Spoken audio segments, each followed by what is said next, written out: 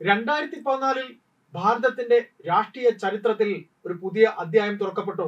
പതിറ്റാണ്ടുകളായി തുടർന്നു വന്ന പ്രീണന രാഷ്ട്രീയത്തിനും നയപരമായ മരവിപ്പിനും അന്ത്യം കുറിച്ച് നരേന്ദ്രമോദിയുടെ നേതൃത്വത്തിൽ ഒരു സർക്കാർ അധികാരത്തിൽ വന്നു.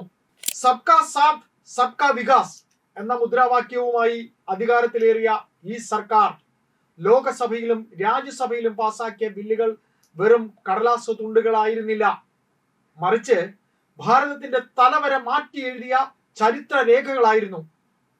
പ്രതിപക്ഷത്തിന്റെ എതിർപ്പുകളെയും വോട്ട് ബാങ്ക് രാഷ്ട്രീയത്തെയും വകവയ്ക്കാതെ ദേശ താല്പര്യത്തിന് മാത്രം മുൻഗണന നൽകി പാസാക്കിയ ആ ബില്ലുകൾ എങ്ങനെയാണ് ഒരു സാധാരണക്കാരന്റെ ജീവിതം മാറ്റിമറിച്ചതെന്ന് നമുക്കൊന്ന് പരിശോധിക്കാം. BJPയുടെ തെരഞ്ഞെടുപ്പ് പ്രകടന പത്രിക വെറും ഒരു തെരഞ്ഞെടുപ്പ് തന്ത്രമായിരുന്നില്ല, അതൊരു വ്രതമായിരുന്നു.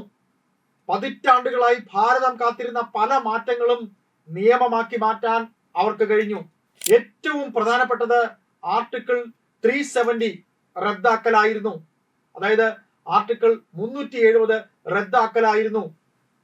ഒരു രാജ്യം ഒരു ഭരണഘടന എന്ന ശ്യാമപ്രസാദ് മുഖർജിയുടെ സ്വപ്നം 2019 ഓഗസ്റ്റിൽ യാഥാർത്ഥ്യത്തിൽ വന്നു. അത് യാഥാർത്ഥ്യമായി. കാശ്മീരിന് പ്രത്യേക പദവി നൽകുന്ന ഈ നിയമം റദ്ദാക്കുമ്പോൾ പ്രതിപക്ഷം പറഞ്ഞത് കാശ്മീർ കത്തിയെരിയുമെന്നായിരുന്നു. എന്നാൽ ഇന്ന് സംഭവിക്കുന്നത് എന്താണ്? തീവ്രവാദം കുറഞ്ഞു. റെക്കോർഡ് കണക്കിന് വിനോദസഞ്ചാരികൾ കാശ്മീരിലെത്തുന്നു. അവിടുത്തെ സാധാരണക്കാരായ യുവാക്കൾക്ക് തൊഴിൽ ലഭിക്കുന്നു. ദളിതർക്കും സ്ത്രീകൾക്കും ഇന്ത്യയുടെ മറ്റു ഭാഗങ്ങളിലുള്ള അതേ അവകാശങ്ങൾ കാശ്മീരിലും ലഭിച്ചു. അടുത്തത് മുത്തലാഖ് നിരോധന ബിൽ. ഇതിനെ മതപരമായ ഇടപെടൽ എന്ന് പറഞ്ഞ് പലരും എതിർത്തു. എന്നാൽ ഈ ബിൽ പാസാക്കിയതിലൂടെ ലക്ഷക്കണക്കിന് മുസ്ലിം സഹോദരിമാർക്കാണ് അന്തസ്സോടെ ജീവിക്കാനുള്ള അവസരം ലഭിച്ചത്. ഇത് ഏതെങ്കിലും മതത്തിനെതിരായിരുന്നില്ല, മറിച്ച് സ്ത്രീകളുടെ അടിസ്ഥാന അവകാശങ്ങൾ സംരക്ഷിക്കുവാനുള്ള കാൽവെപ്പായിരുന്നു പൗരത്വ ഭേദഗതി നിയമം. അടുത്തത്, അതായത് അയൽ രാജ്യങ്ങളിൽ മതപരമായ പീഡനം അനുഭവിച്ച് അഭയാർത്ഥികളായി എത്തിയ ഹിന്ദു, സിഖ്, പാഴ്സി, ക്രിസ്ത്യൻ, ബുദ്ധ, ജൈന മതസ്ഥർക്ക് പൗരത്വം നൽകുന്ന ഈ നിയമം വലിയ രീതിയിൽ തെറ്റിദ്ധരിക്കപ്പെട്ടു. ഇന്ത്യയിലെ മുസ്ലിങ്ങളുടെ പൗരത്വം നഷ്ടപ്പെടുമെന്ന് പ്രതിപക്ഷം കള്ളപ്രചരണം നടത്തി. എന്നാൽ ഇന്ന് വരെ ഒരു ഇന്ത്യൻ പൗരന്റെയും അവകാശം നഷ്ടപ്പെട്ടിട്ടില്ല എന്ന് മാത്രമല്ല, പതിറ്റാണ്ടുകളായി സ്വന്തമായി ഒരു മേൽവിലാസമില്ലാതെ ജീവിച്ച സാധാരണക്കാരായ അഭയാർത്ഥികൾക്ക് സ്വന്തം രാജ്യം എന്ന സ്വപ്നം സാക്ഷാത്കരിക്കപ്പെടുകയും ചെയ്തു. സാമ്പത്തിക രംഗത്ത് ഭാരതത്തെ ഒരു കുതിച്ചുചാട്ടത്തിന് സഹായിച്ച ഏറ്റവും വലിയ നിയമനിർമ്മാണമായിരുന്നു GST. ഒരു രാജ്യം ഒരു നികുതി എന്ന ആശയം വന്നപ്പോൾ ചെറുകിട വ്യാപാരികൾ തകരുമെന്നായിരുന്നു പ്രതിപക്ഷത്തിന്റെ വാദം. എന്നാൽ ഇന്ന് പ്രതിമാസം 1.5 ലക്ഷം കോടിയിലധികം രൂപയാണ് GST കളക്ഷൻ. അനേകം നികുതികൾക്ക് പകരം ഒറ്റ നികുതി വന്നതോടെ ചരക്ക് നീക്കം വേഗത്തിലായി. വ്യാപാരികൾക്ക് ബുദ്ധിമുട്ടുകൾ കുറഞ്ഞു. രാജ്യത്തിന്റെ അടിസ്ഥാന സൗകര്യ വികസനത്തിന് വൻതോതിൽ ഫണ്ട് ലഭിച്ചു. ഇത് സാധാരണക്കാരന് മികച്ച റോഡുകളായും റെയിൽവേകളായും തിരികെ ലഭിച്ചു. അടുത്തത് ആധാർ ആക്ടും ഡയറക്റ്റ് ബെനിഫിറ്റ് ട്രാൻസ്ഫറും. സർക്കാർ നൽകുന്ന ആനുകൂല്യങ്ങൾ ഇടനിലക്കാരനില്ലാതെ നേരിട്ട് ഗുണഭോക്താവിന്റെ ബാങ്ക് അക്കൗണ്ടിൽ എത്തുന്ന സിസ്റ്റം. മുമ്പ് 1 രൂപ ഡൽഹിയിൽ നിന്ന് അയച്ചാൽ 15 പൈസ മാത്രമാണ് താഴെത്തട്ടിൽ എത്തിയിരുന്നത്. എന്നാൽ ഇന്ന് കർഷകർക്കുള്ള കിസാൻ സമ്മാൻ നിധി ഉൾപ്പെടെയുള്ളവ പൂർണ്ണമായും അവരുടെ കൈകളിലെത്തുന്നു. അഴിമതി ഇല്ലാതാക്കാൻ ഈ നിയമം സാധാരണക്കാരനെ വലിയ രീതിയിൽ സഹായിച്ചു. സ്ത്രീ ശാക്തീകരണത്തിന്റെ മകുടോദാഹരണമായ നാരി ശക്തി വന്ദൻ അധിനിയം അല്ലെങ്കിൽ വിമൻസ് റിസർവേഷൻ ബിൽ ലോകസഭയിലും സംസ്ഥാന നിയമസഭകളിലും സ്ത്രീകൾക്ക് 33% സംവരണം നൽകുന്ന ഈ ബില്ല് ഏകകണ്ഠമായാണ് പാസാക്കിയത്. പതിറ്റാണ്ടുകളായി മറ്റു സർക്കാരുകൾ മാറ്റിവെച്ച ഈ തീരുമാനം മോദി സർക്കാർ യാഥാർത്ഥ്യമാക്കി. 2014-ലും 2019-ലും BJPക്ക് സ്വന്തമായി വ്യക്തമായ ഭൂരിപക്ഷം ഉണ്ടായിരുന്നു. അതുകൊണ്ട് തന്നെ കടുത്ത തീരുമാനങ്ങൾ എടുക്കാനും ബില്ലുകൾ വേഗത്തിൽ പാസാക്കാനും സാധിച്ചു. എന്നാൽ 2024 തിരഞ്ഞെടുപ്പിൽ സ്ഥിതി മാറി. NDA സഖ്യത്തിന് ഭൂരിപക്ഷം ഉണ്ടെങ്കിലും BJPക്ക് തനിച്ച് 272 എന്ന മാന്ത്രിക സംഖ്യ തികയ്ക്കാനായില്ല. TDP, JDU തുടങ്ങിയ സഖ്യകക്ഷികളുടെ പിന്തുണയോടെയാണ് ഇന്ന് സർക്കാർ നിലനിൽക്കുന്നത്. ഇതൊരു വലിയ ചോദ്യം ഉയർത്തുന്നുണ്ട്. മുൻപ് ഭൂരിപക്ഷമുള്ള സമയത്തേക്കാൾ എത്രമാത്രം വെല്ലുവിളി നിറഞ്ഞതാണ് ഈ സർക്കാരിന് ഈ പുതിയ ബില്ലുകൾ പാസാക്കാൻ എന്ന കാര്യം. തീർച്ചയായും ഇതൊരു വലിയ വെല്ലുവിളിയാണ്. സഖ്യകക്ഷികൾക്ക് അവരുടേതായ രാഷ്ട്രീയ താല്പര്യങ്ങളുണ്ട്.